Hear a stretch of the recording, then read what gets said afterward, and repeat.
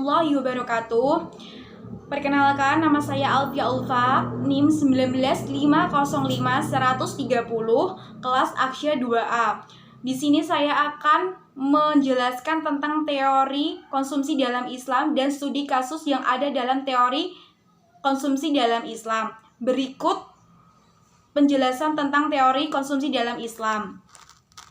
Secara umum, konsumsi adalah penggunaan dan pemakaian barang dan jasa untuk memenuhi kebutuhan hidup. Dalam ekonomi Islam, konsumsi digunakan untuk mewujudkan kemaslahatan duniawi dan ukhrawi. Kemaslahatan duniawi yaitu terpenuhnya kebutuhan hidup manusia, yaitu seperti makan, minum, pendidikan, kesehatan, pakaian, tempat tinggal, dan lain-lain. Sedangkan kemaslahatan ukhrawi yaitu terlaksananya kegiatan manusia seperti sholat dan juga haji. Dalam ekonomi Islam, semua aktivitas manusia yang bertujuan untuk kebaikan merupakan ibadah, termasuk konsumsi. Konsumsi yang halal yaitu mengkonsumsi barang yang halal dengan cara dan proses yang halal untuk memperoleh manfaat dan juga berkahnya. Tujuan konsumsi dalam Islam yaitu digunakan untuk memaksimalkan kemaslahatan atau kebutuhan daripada kepuasan atau utility. Jadi, konsumsi dalam ekonomi Islam yaitu mengkonsumsi barang sesuai dengan kebutuhan serta dengan niat untuk mendapatkan stamina dan pengabdiannya kepada Allah Subhanahu wa taala dan mendapatkan pahala. Adapun kegiatan konsumsi yang akan mendapatkan berkah bagi konsumen yaitu 1. Barang yang dikonsumsi itu adalah barang yang bukan barang yang haram. Terus 2. Barang yang dikonsumsi itu tidak berlebih-lebihan. Ketiga, barang yang dikonsumsi itu dengan niat untuk mendapatkan ridho dari Allah Subhanahu wa taala. Aku konsumen muslim ini memiliki perbedaan yang mendasar dengan teori konvensional. Perbedaan yang mendasar ini menyangkut nilai dasar yang menjadikan fondasi bagi konsumen. Adapun nilai dasar yang dijadikan fondasi bagi konsumen dalam mengkonsumsi suatu barang yaitu 1. Keyakinan dengan adanya hari akhir. Prinsip ini digunakan agar konsumen mengutamakan konsumsi untuk akhirat daripada duniawi.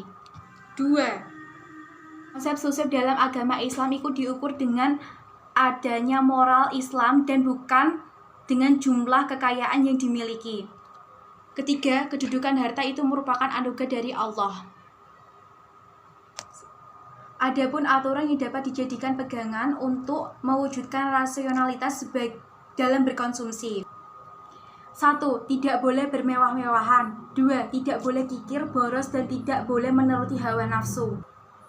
3. Keseimbangan dalam berkonsumsi. Dan 4. Tidak boleh mengkonsumsi barang yang haram. Prinsip berkonsumsi dalam ekonomi Islam. Pertama, prinsip halal. Seorang muslim diperintahkan oleh muslim untuk mengkonsumsi barang yang halal dan tidak boleh memakan barang yang haram. Kedua, prinsip kebersihan dan menyehatkan. Ketiga, prinsip kesederhanaan. Dalam prinsip ini, itu mempunyai arti bahwa kita tidak boleh mengkonsumsi barang dengan cara berlebih-lebihan. Keempat, prinsip kemurahan hati. Dan kelima, prinsip moralitas. Dalam menjelaskan konsumsi, konsumen lebih cenderung untuk memilih barang dan jasa yang dapat memberikan maslahat secara maksimum. Hal ini sesuai dengan rasionalitas ekonomi yang selalu ingin meningkatkan maslahatnya yang diperoleh. Keyakinan bahwa adanya hari pembalasan di akhirat akan menjadi pengaruh yang signifikan terhadap kegiatan konsumsi. Sehingga barang yang dikonsumsi oleh orang Islam itu lebih sedikit dibanding dengan barang yang dikonsumsi oleh non-muslim. Hal yang mendasari inilah yang disebut dengan maslahah keseimbangan konsumsi yang didasarkan pada distribusi. Berikut contoh kasus dari teori konsumsi dalam Islam. Nah, di sini dapat kita ketahui bahwa contoh kasus dari teori konsumsi dalam Islam yaitu tentang penggunaan dan pembelian produk hand sanitizer yang secara berlebih-lebihan. Yang dapat kita ketahui bahwa Di Indonesia saat ini sedang terjadi masalah yang sangat besar, yaitu tentang penyakit virus corona. Yang mana penyebaran virus corona saat ini itu berlangsung pada bulan Maret 2020 yang dapat mengakibatkan kematian yang sangat besar pula. Sehingga pemerintah itu menganjurkan masyarakat untuk menjaga kebersihan dengan cara menggunakan atau memakai hand sanitizer setelah melakukan kegiatan apapun. Yang mana hand sanitizer ini dijadikan kebutuhan utama dalam menangani atau mencegah terjadinya virus corona ini.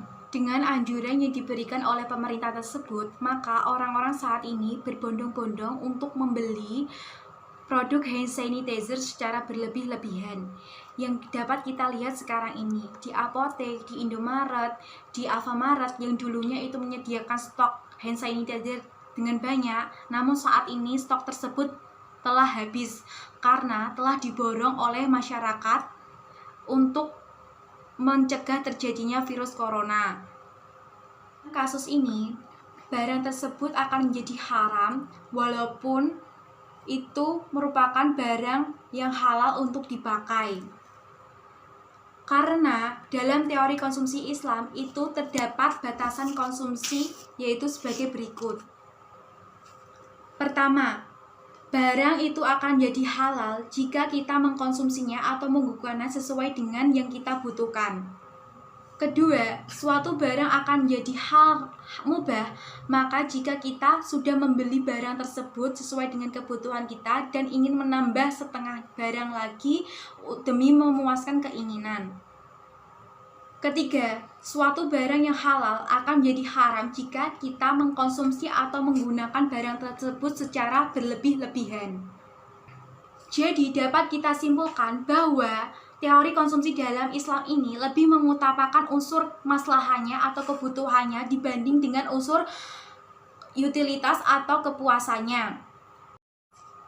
Sekian penjelasan tentang teori konsumsi dalam Islam beserta studi kasusnya. Dan saya minta maaf sebesar-besarnya apabila terjadi kesalahan baik berupa perkataan atau perbuatan dalam penyampaiannya. Saya minta maaf sebesar-besarnya. Wassalamualaikum warahmatullahi wabarakatuh.